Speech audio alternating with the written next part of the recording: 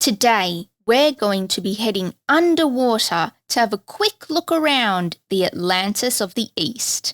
The hows and whys of this city ending up where it did is an interesting one, but it was a great move for preservation.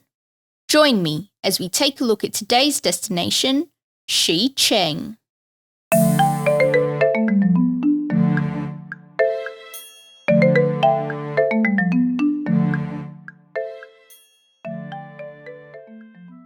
Welcome to Destination History, where we tackle interesting and fascinating places and take a good old stroll through the history behind them. You may be thinking, an underwater city?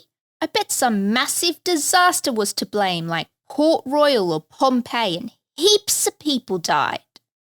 And normally you would probably be correct, but in this instance, my dear destination historian, it is not.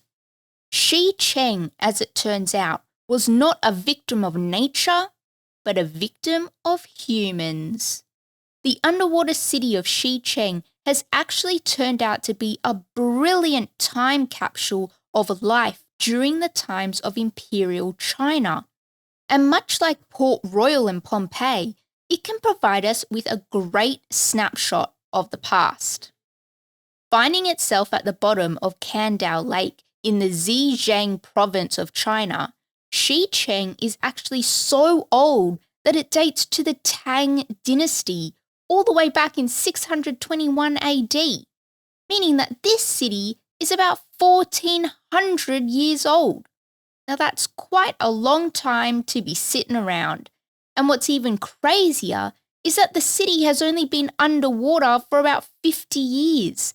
So the place has done a great job in sticking around for so long. You might be surprised to learn that Shicheng isn't the only city in the area.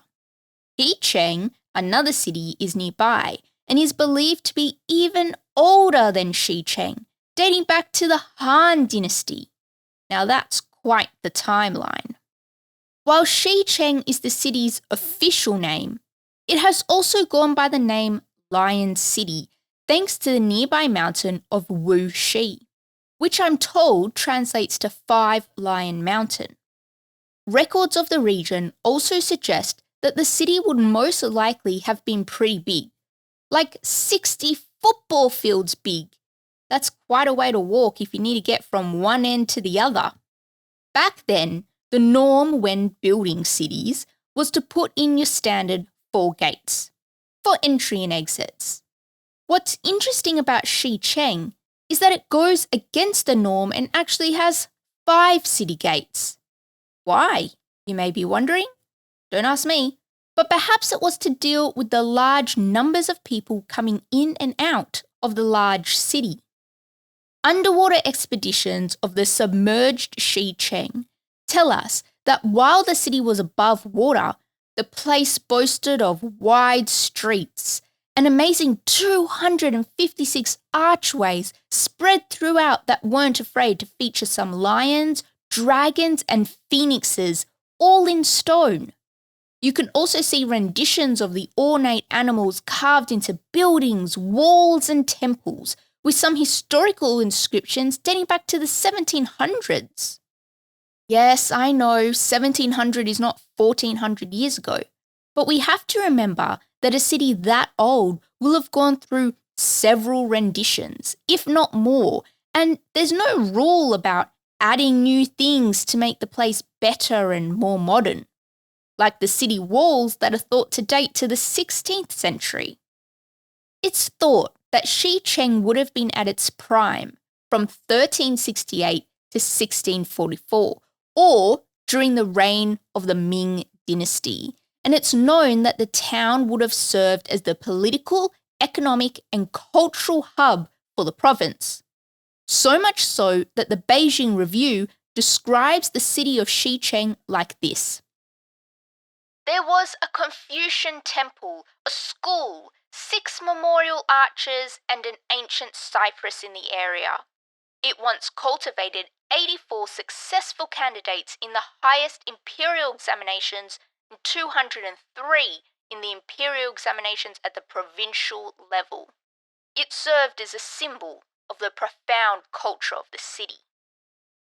The imperial examinations were used throughout imperial China as a way to become a civil servant, and is a little different to how the West did things. In the West, it was common for titles and positions to be passed down through heritage, so you would inherit a role from your parent. Think of the peerage in England, which continues to today. But in imperial China, they decided to do things a little differently and decided to appoint the bureaucrats on merit rather than heritage. And so if you wanted to be a bureaucrat in imperial China, you had to sit an exam to show your worth.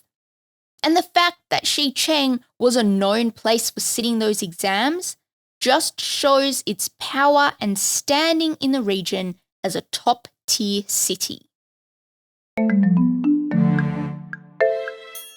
So we know a bit about the city and what it was like before it became submerged, but how did a lake appear out of nowhere? Well, it's pretty simple, really. China wanted to go green, even at the expense of people's homes. Let me explain. In 1957, the Chinese government started construction on a hydroelectric dam. Hydro was all the rage at the time. Think the Snowy Hydro scheme in Australia around the same time. And the Chinese didn't want to be left behind, so they got to work setting one up in northwestern Shicheng. By the time 1959 came around, the Shinan River hydroelectric station was all set up, and so they flooded the valley, creating the Kandao Lake, also known as Thousand Island Lake, mainly due to all the peaks that were turned into islands once the valley was full. And it's not exactly a small lake at 537 square kilometres. While using a renewable resource might be great, it wasn't exactly thrilling for the nearly 300,000 people who were displaced because of the decision.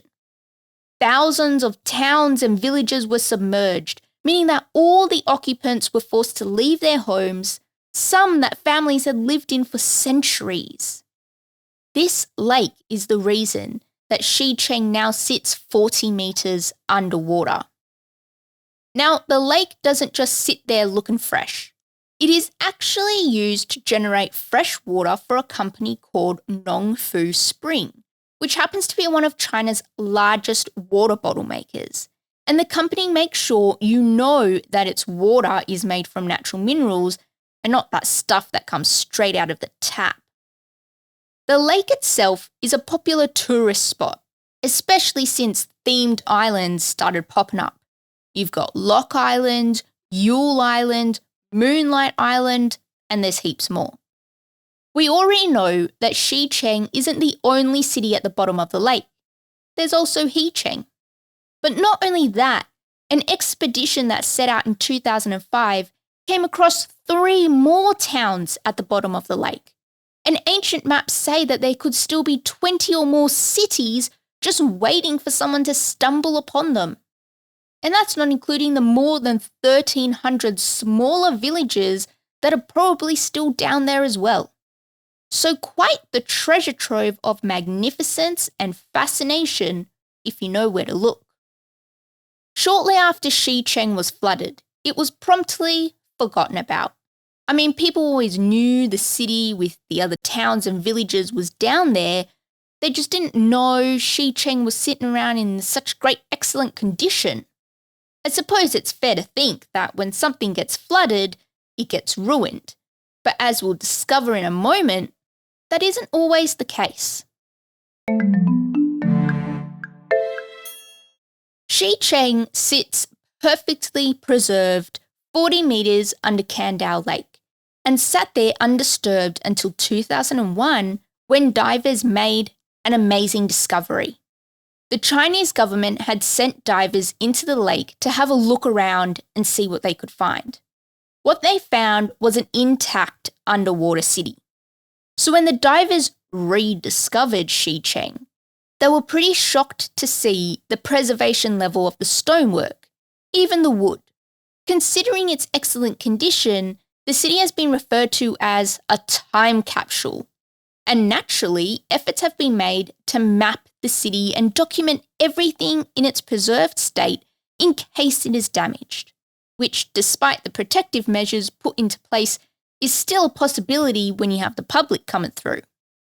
Amazingly, the pristine condition of the city is thanks to the quality of the water. There are no corrosive chemicals, and the water is so clean that marine life don't even like to grow in it. So I guess Nongfu Spring is right. Its water really is top-notch quality. And like I mentioned before, it's not just the stone that's preserved. The wood structures are as well. Usually wood is the first thing to go once water gets into it. But thanks to the lack of marine life and marine organisms, the wood has avoided decay. Ironically, it's because the city was submerged in water that it hasn't degraded.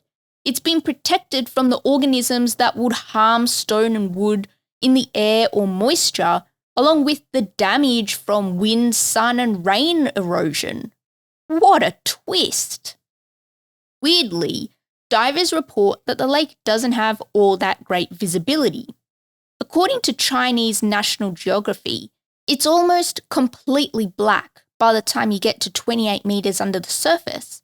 And with the city at 40 meters deep, it would be like diving at night. It's an odd anomaly that a lake with water so clean it doesn't break down anything and barely has marine life swimming around in it has such poor visibility. They think this is because of the amount of dirt, debris, and dust that existed in the city before the flood. Supposedly, that's what's causing the water to be cloudy, which means it's advised that you can only visit and explore the city of Shicheng if you're already an experienced diver. Even though the Chinese government found Shicheng in its amazing state of preservation in 2001, it wasn't until 2011 that it was declared a historical relic and protected. The renewed increase in popularity was because the Chinese National Geography has chosen 2011 to publish never-before-seen photos of the preserved city, along with illustrations of what it would have looked like when it lived above water and was the economic and cultural hub for the province. Now, if you're an experienced diver, you can actually get up close and personal with the remarkably preserved ruins of Shicheng. There are dive tours that take groups out to the city regularly between April and November. It does come with an element of danger though, hence only experienced divers allowed. Because the city's underwater layout is yet to be fully mapped, the dive is considered an exploratory one. So you need previous experience diving in deep water, diving at night, and experience with buoyancy. If you want to go, you do need to book with one of the handful of dive operators that conduct the tours. They've been around offering these tours since 2017, so make sure to do a proper Google. Now, in order to get to the lake in the first place, you want to head to Dashuzhen, which sits on the southwestern edge of the lake, about 400 kilometers from Shanghai, which should take you about 6 to 7 hours by car. To get to the lake itself will actually only take you 4 hours, but to get around the lake to the town takes a little while. Supposedly, there's a lot of winding roads. And then, of course, there's a 10-minute boat trip to get to the actual dive site of the submerged city. For those less adventurous travellers, just remember that Kandao Lake is not a top tourist hotspot. So there's no 4-star hotels and the food options are largely traditional Chinese dishes made from fresh local ingredients.